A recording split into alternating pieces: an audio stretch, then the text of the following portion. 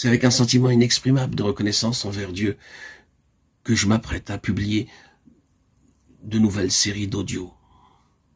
Si le fruit d'un labeur est proportionné à ce que labeur a coûté de souffrance, de lutte, de travaux, je suis alors assuré que ces nombreux audios seront une bénédiction pour un très grand nombre d'âmes. Il a une histoire et cette histoire ne sera parfaitement connue que lorsque les audios seront ouverts, écoutés.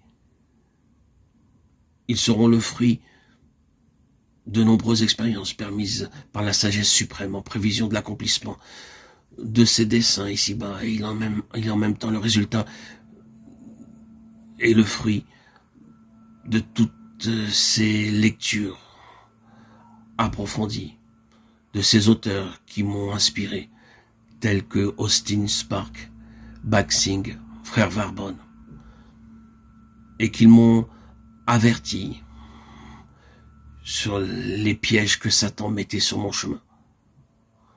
Le flot menaçant des armées du prince des ténèbres qui pouvait entraîner et submerger les plus consacrés, les meilleurs, en contrefaisant l'activité divine.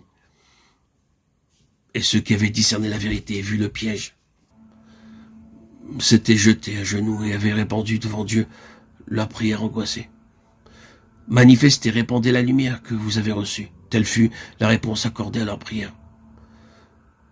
Telle était leur histoire. S'ils avaient pu prévoir tout ce que ce labeur leur coûterait, les auteurs auraient peut-être reculé devant la tâche. Avec toutes ces lectures accumulées, j'ai continué mon chemin, mon cheminement vers la sanctification,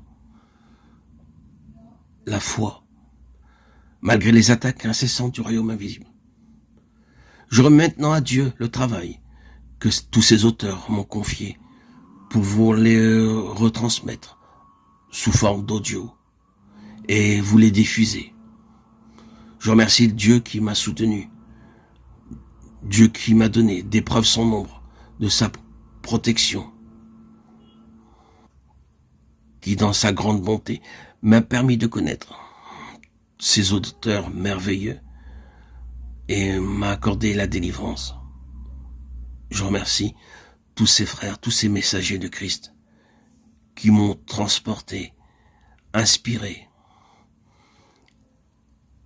qui m'ont permis de réaliser mon rêve le plus fou, marcher sur les pas de Christ. Sans doute il est possible que les vérités contenues dans ces audios soient parfaitement comprises de ceux qui ignorent les faits auxquels nous faisons allusion et l'immensité du besoin. Les quelques exemples modèles qu'ont été ces hommes ont été pour moi largement suffisants. Sans parler de leurs messages qui ont imprégné mon âme, tout mon être, en profondeur. Je me devais de les publier et de les diffuser, malgré les oppositions extérieures. Les diffuser pour moi était collaborer avec ces croyants, ces messagers de Christ, qui ont vécu au XXe siècle. En la diffusant, je pouvais traiter de l'action de Dieu dans l'homme et de ce que l'homme doit faire pour collaborer avec Dieu. Je remercie le Seigneur de m'avoir permis cette église Patmos, où j'ai rencontré, à travers toutes ces lectures, le véritable message de la saine doctrine,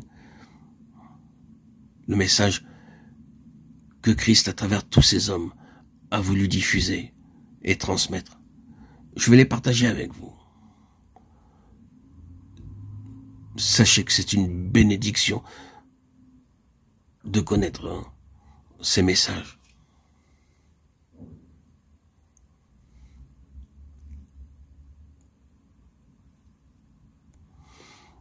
Pour les chrétiens, tous les degrés de croissance dans la vie spirituelle qui s'approprieront simplement ce qui est à leur portée, laissant ce qui les dépasse pour ceux dont les besoins sont plus profonds que les leurs.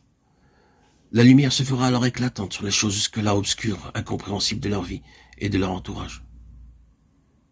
Et plus tard, peut-être, eux aussi seront amenés à comprendre et à s'approprier ce qui les dépasse aujourd'hui. Ce fut mon cas. Et ce fut là une transformation formidable.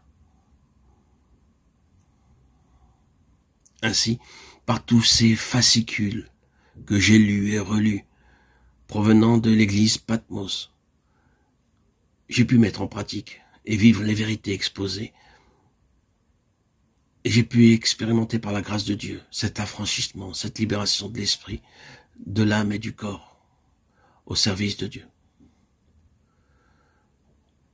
Tous ceux qui écouteront ces audios sous le regard de Dieu, sans parti pris ni préjugé, recevront alors ces bénédictions. Je tiens encore à remercier ces hommes, ces messagers de Christ, Baksing, John Payne Lewis,